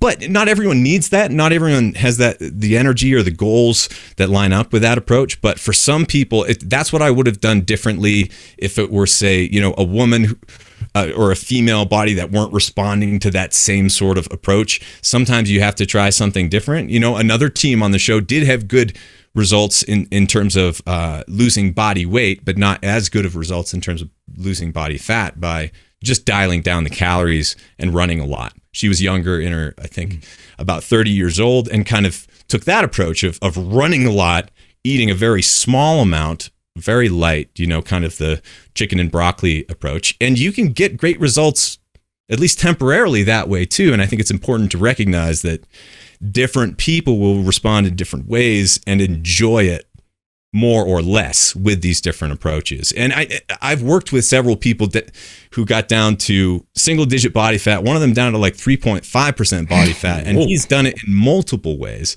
Some of them with just the counting macros, dialing them all down, and others with the more fat burning keto approach where you're just really dialing the carbs down and you're focusing more on proteins and fats as the source of your fuel. And there are tons of different ways of doing this.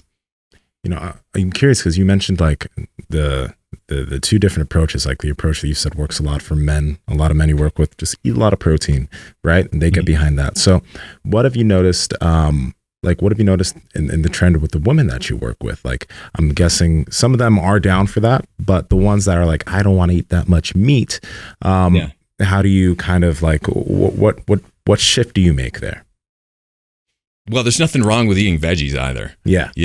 And when you have a lot more muscle, just because of the way that men are built and their size, you can get away with doing different things. Mm-hmm. You have less wiggle room when you're a smaller size, and you have fewer choices that you can make. And especially when it comes to coloring outside the lines, if and I don't want to keep talking about calories, but if you only have 1,500 calories to kind of maintain and eat compared to someone who's, got to eat 3,000 calories, you really do have to think about it differently. And so for a lot of women, focusing on those fresh greens, the smoothies, the eating smaller meals more often can be a great approach. That's actually what works a little bit better for my wife, where she'll start eating usually around noon when I'm eating more at like 3 or 4, and she'll be eating smaller meals and I'll be eating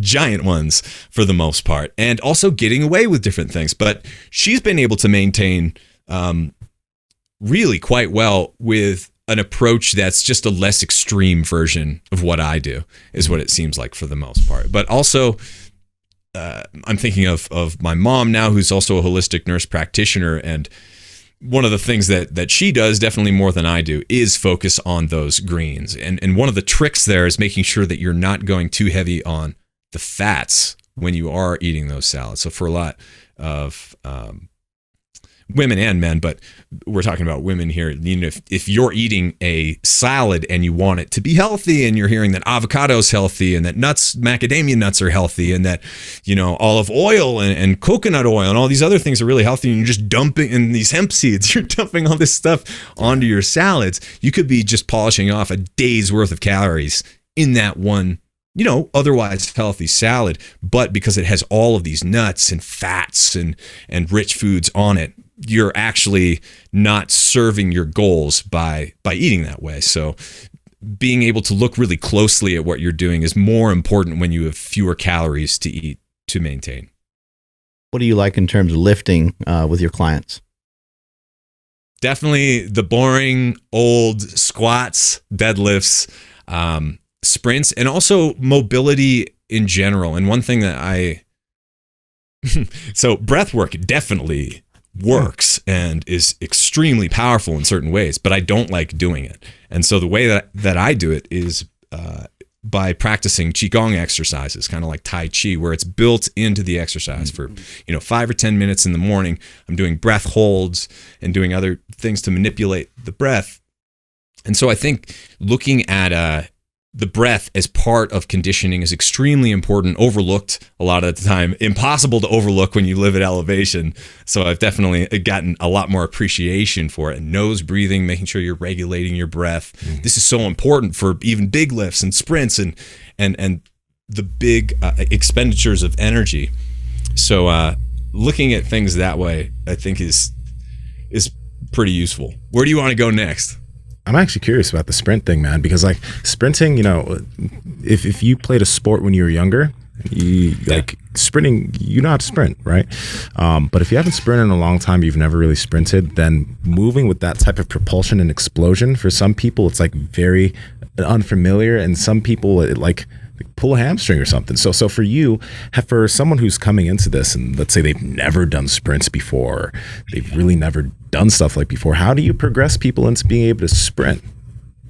That is such a great question, because it's a completely different situation for an ex-athlete or someone who's been trained up before and gone through these exercises compared to someone who's done almost none of that. But, you know, the real circumstances where people have never sprinted before, thankfully there aren't that many people who just like literally never built the ability to do those things. So what's more common though, and almost always the case, is you're carrying an extra 20, 30 pounds, 100 pounds, and so you're not moving mechanically in the same way. And so that's, you know, all of a sudden you blow a knee or you tear something because you're not dealing with the same machine that you were before. It's not moving in the same way.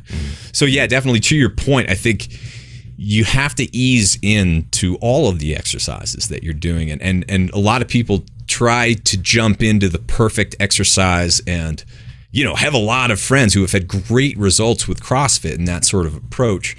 But there's something to be said for starting small and then progressing. And so for most people, I have them start with no weight. Just get down and do, you know, ass to the grass, an honest squat, and get down, bend over, touch your toes. You know, then you can do a deadlift. Like get the mechanics there first. And also understand that if you are carrying extra weight, you're going to move differently, and you have to make sure you're not compensating in a totally destructive way. Because my number one goal with training is to not get injured. And I've broken my foot before. I had basically had a whole joint of my thumb replaced on my right hand, and my right-handed, and it's just like don't get injured. It's not worth it. So starting small, leaving your ego somewhere else, and just going through the motions literally is going to be the best for most people who have never done that before or haven't done it in a long time. And then these movements aren't that complicated. Like every child can do them. And if you can't bend that way right now, then know that you can progress. Like you can move better. You can become more flexible over time, even if you are older. Like these are skills you can build, and you can manipulate your body over time. Most of us want quick results. We think that everything is one way and everything is now. But when you start to appreciate the little changes that you make and just putting in a couple of minutes, few times a week, then you let the weeks add up. All of a sudden, you can be a different person over the course of a few months. And then also you could sprint on maybe some cardio equipment or something like that, right? And just get used to it that way. Or maybe if you haven't even like ran in a long time, maybe you work on walking uphill for a little while, build up the hamstrings. Just take your time with it, right? I would add also, try it barefoot. Try almost all of these exercises barefoot or without shoe support. Like, make sure that you're safe, obviously, Right. doing this. But as you're building these movements, make sure that you're building balance in the right places and not relying on too much, external gear that's going to drive you in the wrong direction. There's gear, obviously, as you guys know, that will help build your form, and that's what you want to focus on. I like a lot of what you're saying because it sounds like it's like a way to manage overall life stresses. Having dessert as part of the food category kind of deflects you having to think about desserts that we see on TV. You see commercials for peanut butter cups and just like whatever the hell else is out there. And if you're already having some of this stuff introduced into your day to day, then you don't feel like you're without. And then even you mentioning breathing, we haven't heard a lot of people talk that much about breathing. We've had a breathing expert or two come on the show, but aside from that, we haven't really heard people talk about that much. But the breathing that you do in the morning, I'm sure probably allows you to deal with whatever stresses come from the day. Definitely. And when you measure heart rate variability and blood sugar, things like that, what was really interesting to me is I could see when I got pissed off or stressed better than I could see when I ate on certain days. Oh shit, really? As far as my blood sugar spiking to the moon when like something happened. I checked my Google Calendar. I'm like, I didn't eat I didn't work out here. Like, what happened? I got pissed. And so it's really important to recognize that our physiology is always working and always doing stuff. We don't always know what the inputs are that are hijacking us. That's a huge. But tracking helps. I mean, like being able to wear a CGM or a ring or something else that tracks HRV can be really useful for being honest with yourself in terms of, yes, those days when I do those breathing exercises and the gentle movements and mobility in the morning, I definitely don't get those same sort of blood sugar spikes from something going sideways that day. It's really interesting to me. Hey, so let me ask you this, man. When did you start like really focusing on your breathing, nasal breathing, et cetera? Because I mean, I started paying attention to that in like 17. It's made a very big difference for me, massive. But what change did you notice for yourself? And then how do you get your clients on board for that type of stuff? Okay. Yeah, it's like meditation. Some people just do it and other people really don't. And breathing is one of those things where it's too obvious to work. Why would I put any effort into this? So for me, it was the magic was, although I did try some of the crazy yoga breathing and some early Wim Hof stuff years ago and a few other exercises that made me really dizzy and feel cool or weird or something. I'm just like, I don't know if I want to wake up and do this every day. There are only so many things you can wake up and do, which is important to recognize too. A lot of these people who are into that whole like biohacking field, they're just like, wake up, do a cold shower and do the red light and and then you do like 25 different things. We don't have to do all of those every single day, but breathing is probably the most accessible thing that all of us can do that will get us a ton of benefits that all these fancy gadgets, yeah, they can get some really cool results too, but breathing is where it's at. So it was in learning some of those gentle movements for Tai Chi and Qigong. I met a few people who were practitioners in that field, and they just showed me some things, and I'm just like, is this, for the first few weeks, I'm like, is this doing anything? Like, I can't tell if this is doing anything. I know it takes me 10 minutes, but it doesn't feel like anything. But then over the course of time, I realized that even when I was playing music in a high pressure situation, I had my breath when I wouldn't have before, right? Mm-hmm. Like after a heavy sprint, I felt like, whereas I would have been too much in my head or too much in my body before, I now had some separation or something. I now had more like integration with the whole system. It sounds a little woo, a little squishy, but when you get control of your breath, and I think that's for a lot of people most of the benefits of meditation are really coming from that breath control and the dialing down of your physiology. Once you start to appreciate breathing through your nose and breathing less often and holding your breath, you're not just like chewing through air all day. You're not huffing through your mouth all day. And the mouth breathers, that really starts to show up when you challenge yourself and you start to perform athletically, or for me with music. And I grew up playing woodwinds, and I've been a singer my whole life. And then I moved up to 8,000 feet. And so it became a huge problem. And you only get so much breath throughout the sentence or throughout like the singing line.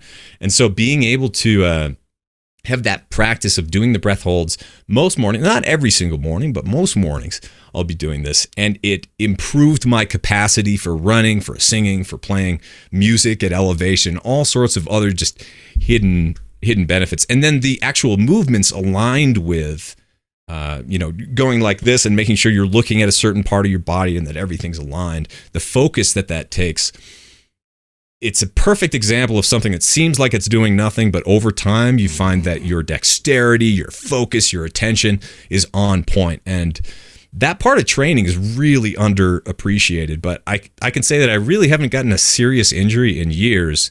And I think that's one of the biggest reasons, because I got injured all the time before I started doing these exercises in the morning with the breathing and the movement. And I really haven't been injured since. And I think that's a big input that might not get enough credit. How do we help people that might not have a good idea on where to start when it comes to nutrition? I think on your website, you have some really helpful things where people can even like shop on your website and like learn more about like what they should be eating specifically. Yeah. You're never really going to go wrong eating a balanced diet. I'm just going to say that boring piece of advice right there. Generally speaking, the Mediterranean approach, the kind of like real food, paleo, ancestral health, you can throw all sorts of different words at it if you want to.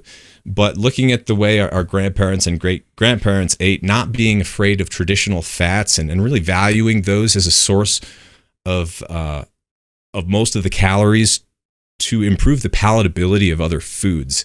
It's a great like skill to learn how to use bacon to make your veggies taste good. And we don't have to go, I've had people on my podcast who literally ate bacon for 30 days straight. I've had other people who ate nothing but greens for 30 days straight. And you know what? You can get great results doing all sorts of crazy stuff, but you might as well just try to get a bit of common sense back to yourself under your own volition, under your own control. I think most of us have given up all of our agency to the internet to tell us what to do, to different dogmatic plans or marketing, and it's really dangerous. So trying to build your own internal compass of, all right, I'm going to get my greens in today. I'm not going to overdo it on the fruit, but I'll have some because it's in season. I'm going to make sure that I get a fair amount of protein. And if I can't get it from meat today, then I'll make sure that I'll bump it up from the veggie sources. And then, I'll have a little bit of cake too, but I'm not going to eat the whole pie. I like what you're saying there, because I think, a lot of, if you were to ask like a 10-year-old kid, what they think they should eat. I mean, obviously they're going to joke around. They're going to say, ice cream and pizza, but I think they actually really know. And I think that we actually really know. Right. I think we do. I think we know what's good for us. And there's like a couple things that might be a gray area, like milk or something like that you might overconsume because it does taste good. It has fat and carbohydrates in it. So you might, overdo it on certain things. And then there's kind of like fake health. Like there's things that are, whole grain cereals and things like that. So there's some stuff in this weird little gray area, but for the most part, I think if you were to ask a kid, they'd probably say vegetables, fruit. They might not know the value of protein and how much protein you should eat or something like that. But in general, they're going to probably know a decent idea or have a decent idea towards what would be healthy. Yeah.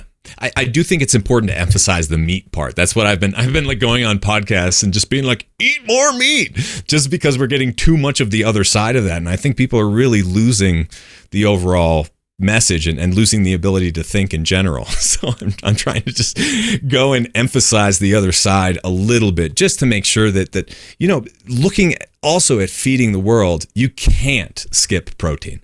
That's so important, and sourcing it from veggies is really difficult and expensive. So we need to be honest about all this. How do you get your protein in with only one meal a day?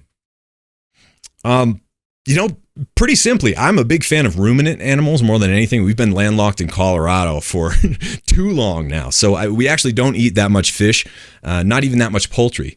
Most of it comes from, we order our meats in bulk from local ranches or online, and we eat a lot of lamb, beef, eggs, of course, a little bit of chicken, sometimes fish, but my wife doesn't even like fish that much either. So I know it gets a lot of raving reviews in the health food community. I think if you're on the seacoast, that's a great plan.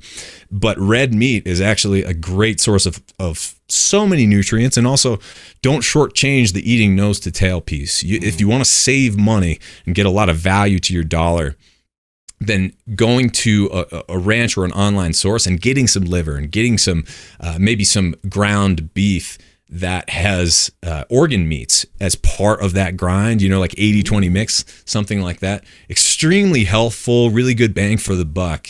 And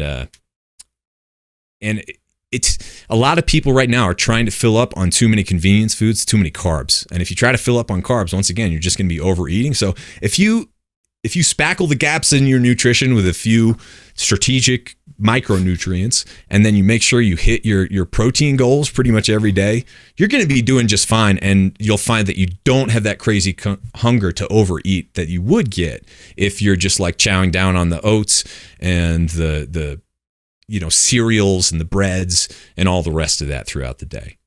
If somebody is they're currently overweight, and I'm just maybe I'm speaking out of turn here with this statement, but if somebody's overweight, they might be kind of like too far over the edge, we'll say, and they're thinking, I'm probably never going to lose X amount of weight, so I'm just going to go ahead and continue eating this comfort food, or like you said, loading up on carbs and overeating.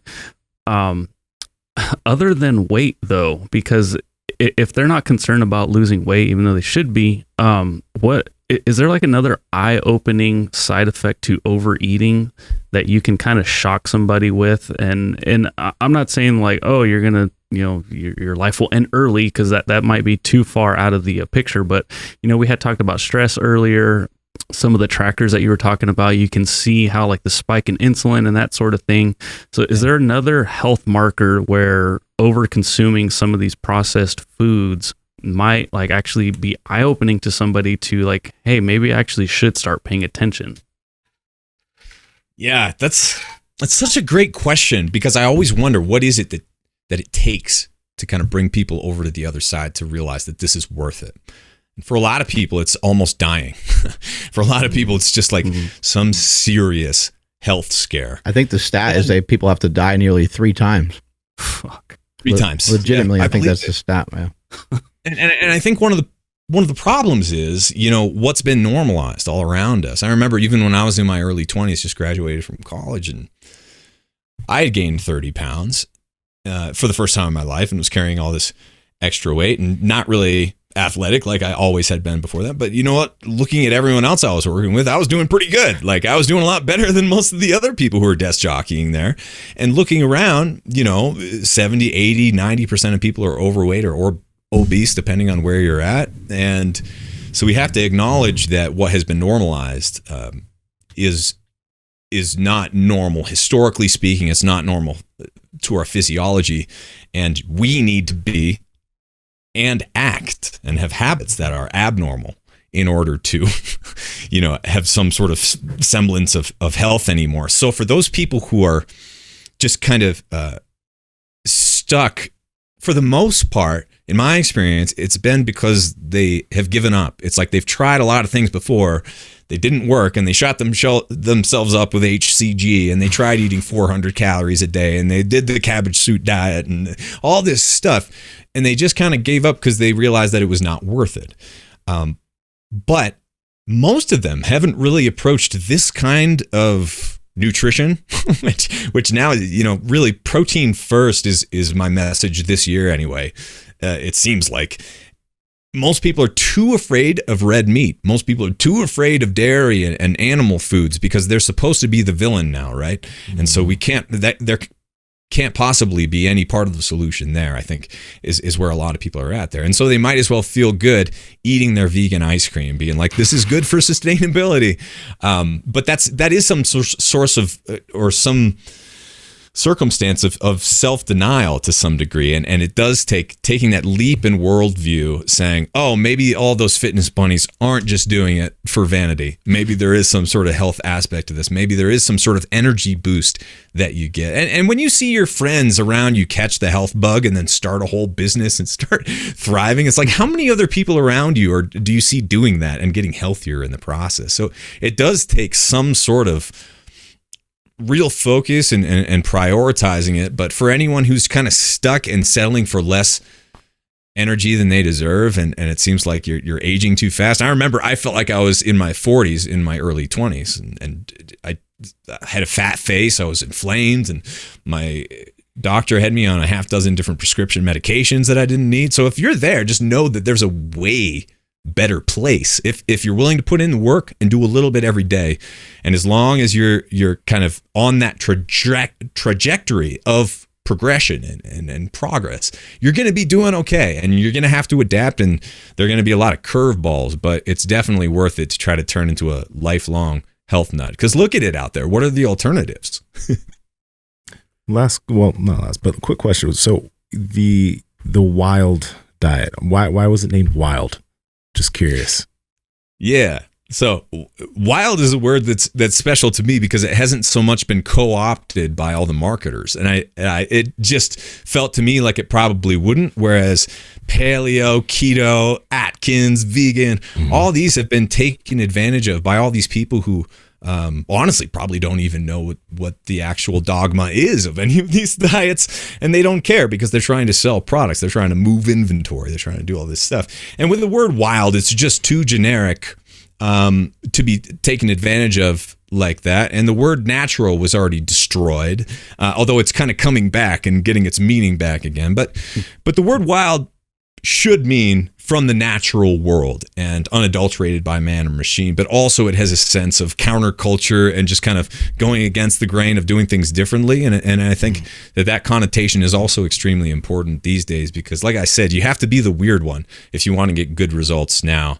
And that comes with a lot of gnarly stuff with people who are, calling you names or coming at you because you're trying to improve yourself while everyone around you is just spiraling into the just spiraling down. And it's important to know that you're not alone, though, that there are a dedicated crew of listeners of this show and mine and other people out there who are dedicated to self-improvement and a life of service, many of them as well. And it's really important to know that it doesn't suck. It's pretty awesome to have a lot of energy, to eat well, to eat the foods that you want to be strong, and to be able to, I see it in this world that we're facing now. Fitness is a survival skill. This isn't about vanity. This isn't about something that's just like, oh, I'm going to look good on stage. Like, look around us. It is a shitstorm out there, and we need to have our own, lives and bodies together. We need to make sure that we are the responsible ones who are ready when things go sideways, because you're not well slept and perfectly fueled up when things go wrong in your life. You're underslept, things go sideways, and you need to act. And so I think that's why we really train. And I think that's a huge motivator for me to get up and do it every day. And if you're out there just kind of like on the couch eating ice cream right now, and you want to survive and you want to be a part of the solution for yourself and your family out there, it's your responsibility to get your health in order. We know you got a split, but you think you could take us out with one of those guitars or the keyboard there for a second? Oh, that would be. I'm not really set up to play it, but if you want, I could definitely send you like a clip of something. You could even make a request. Maybe we could see how. Oh, that'd be sick. Although I do not rap. I'll rip on you for rapping, but I do not rap. Yeah, and I had to ask because, obviously you're a musician, you're a singer, so your voice just being really good is part of it, but what microphone are you using? Because I'm freaking blown away at how good this sounds just over Zoom. Yeah. And like I've heard your show, and like I'm like, damn, this guy has it dialed in, but like the fact that you sound this good right now over Zoom is fucking blowing my mind. So I'm curious what your setup is. It's So I have an Electro Voice microphone. I think it's an RE27 running into a Universal Audio Apollo. And then the real trick, though, is going deep into your Zoom settings and finding the settings that allow you to turn on original sound so that it's not over compressing it and doing all this nonsense. So it's the whole signal chain, man. But I appreciate the compliment. Thank you so much. Yeah, no, I really appreciate that. Just helped us change the game. Right there. Yeah. Oh my God. Where can people find out more about you? Thanks so much for having me, you guys. This has Appreciate been fun. Best place to find me is at fatburningman.com. That's also the name of the podcast, Fat Burning Man. And if you want to check out the music or the virtual reality tours or my other more artsy-fartsy projects, it's abeljames.com, ABELJames.com. Awesome. Have a great rest of your day. Catch you later. Thanks so much for having me, man. Thank you. That was good. Yeah, good stuff, man. Great. Yeah. Great information. I liked what he said about being the weird one. You got to be the weird person, which hopefully we get less weird. Hopefully other people join us in our weirdness and we don't seem weird anymore. Mm-hmm. Becomes normal Yeah. or accepted at A least. lot of the stuff we talk about becomes normal. Yeah. Right? Mm-hmm. I love what he said. So Mark, you were mentioning somebody kind of lectured somebody about the true cost of owning a TV. Ooh. And I mean, Mark, you should definitely explain that here, but I think what he's talking about with like the fact that like fast food is still like, it still takes a lot of work. I think when you look at it just from like a straight one-to-one, perspective, it's like, okay, am I going to, take the time to cook a meal, or am I just going to go through the drive-through? And it's like, okay, well, that meal might cost X amount of money. It might cost X amount of time. But like when you go through the drive-through, like you're actually, the work that you spend at your job, you're using that to pay for, the food. So it's like, it's actually time is costing more, in the long run, if you look at it that way. So I think looking at it just like right here, it's like, yeah, it might actually be more convenient. It might be faster to go through the drive-through, but really what is it costing? And I'm not even talking about health. I'm just saying, like, if people want to save time and money, it's like, well, shit, man, you're giving a lot of time and money to fast food because you are literally giving away your time and money that you've earned throughout the week. But we don't have the ability to kind of look at the long game like that. It's costing you, in my opinion, one of the worst things ever, and that's neglect. Neglect is the opposite of love, not necessarily hate. And I think when you neglect your nutrition, you neglect your diet, you neglect your health, there will be a big price to pay.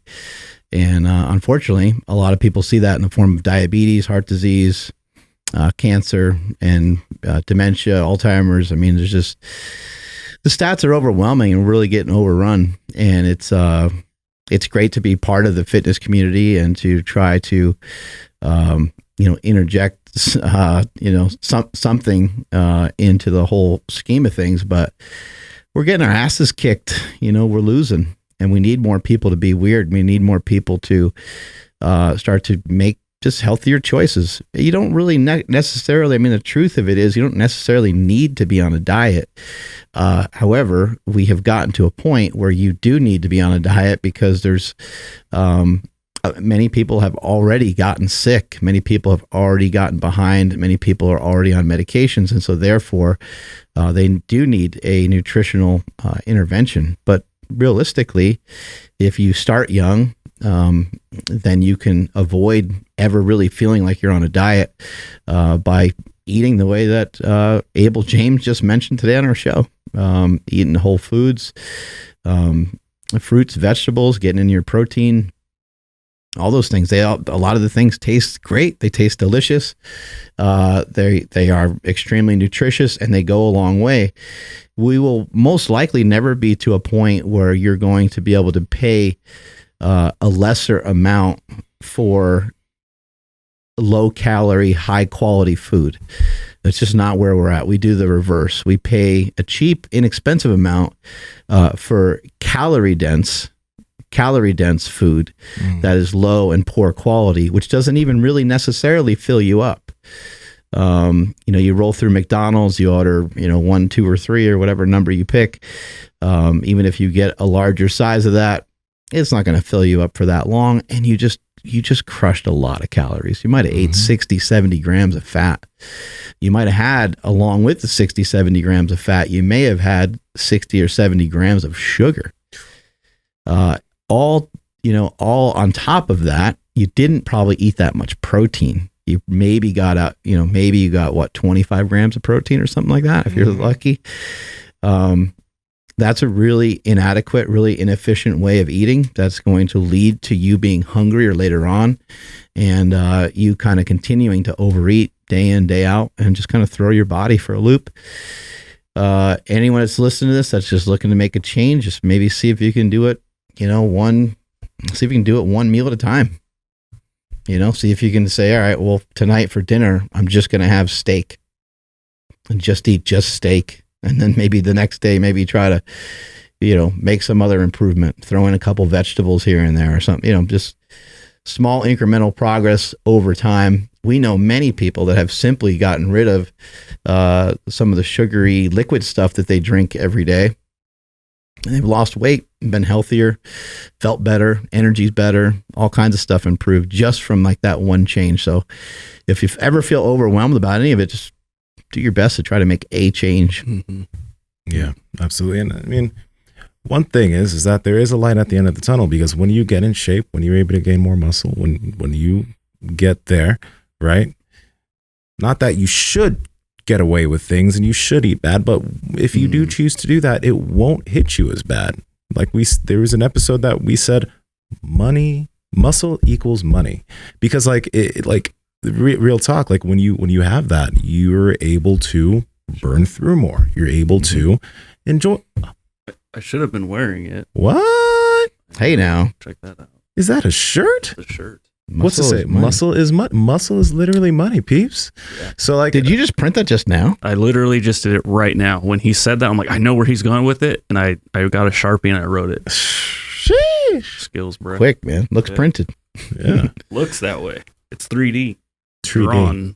But yeah, guys. So, I mean, even the difference he mentioned between men and women, he tells guys like, hey, just, eat meat, and they tend to lose weight. Well, they tend to lose weight because they have a higher metabolic rate. Men typically burn more calories than women because men are larger. Men are usually taller. Men normally have more muscle mass. Men normally, in a lot of cases, weigh more. And because they weigh more, have more muscle mass, and because they're taller, those are all things that help it to increase their metabolic rate, because they have more of a body to kind of lug around every day. Mm-hmm. And for the women out there, that shouldn't be discouraging. That should be encouraging, knowing that if you currently aren't working on lifting some weights can really do a lot for you, because the more muscle mass that you have, the higher your metabolic rate will be. And eating some protein too. Staying on that protein. Got to try to stimulate your muscles every day, your protein in your body, and try to consume protein every day, and you're heading in a good direction already. But you know what I found really cool? I was really psyched when I heard him talk about how he handles his nutrition around his sport, which is like running miles and miles, right? He handles it the same way. Like it's like you wake up, you're feeling kind of lethargic, eat a little extra carbs. Like I'll eat like 150, 200 on a certain day. Wake up feeling great, don't need as many. Like that, carbs are legitimately just like an extra fuel source. If the amount of fats I'm eating, the amount of protein isn't doing it, carbs give me that little jolt, and I can feel when I need more. I can feel when I'm good. So that's a cool way to look at it. I love it. Andrew, want to take us on out of here, buddy? I will. Check this out. Look at this guy. Oh, Lord. Check. So at markbellslingshot.com. That guy's got pretty big arms. Look at that guy. We got 4th of July tanks and tees available now. But I love this. The smile all the way to the right reminds me of like Eddie Murphy. Like when he does like goofy, like smiles like that. These are great. Oh, God. Yeah, so we got some 4th of July tanks and tees over at markbellslingshot.com. Head over there right now before they sell out. I'm sure they will.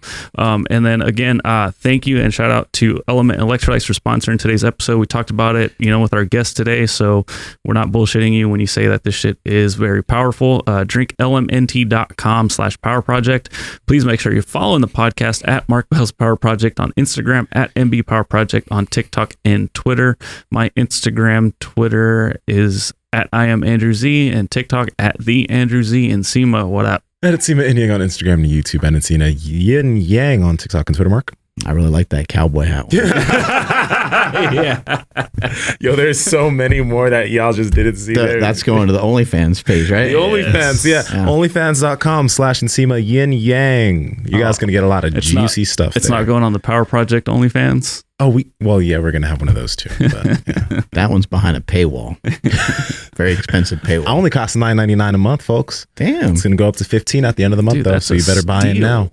Get dividends. Yeah. Only $10. Only $10 a month to see these goodies. That ain't bad at all. Not bad. I'm at Mark Smellybell everywhere. Strength is never weakness, weakness never strength. Catch you guys later.